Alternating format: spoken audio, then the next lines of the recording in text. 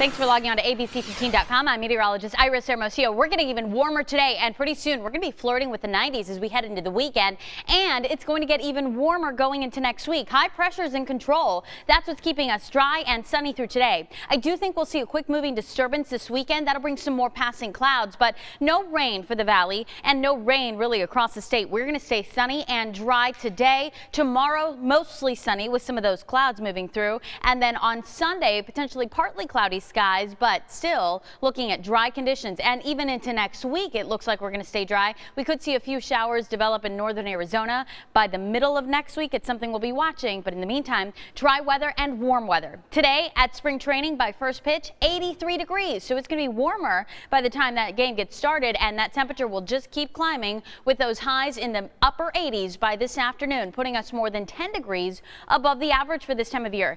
88 for a high today in Phoenix. That'll put us just 2 degrees shy of that 90-degree mark, and I think we'll come even closer tomorrow with a high of 89 degrees, upper 80s into Sunday, and then the first 90s of the year potentially setting in Monday into Tuesday. Now, on average, we see the first 90s by March 31st. The earliest we've ever seen them is in February, so certainly not the earliest, but before average, that's for sure, as we warm into those low 90s Monday, Tuesday. Luckily, they won't stick around for too long. Our temperatures trend back down into the mid 80s by Thursday.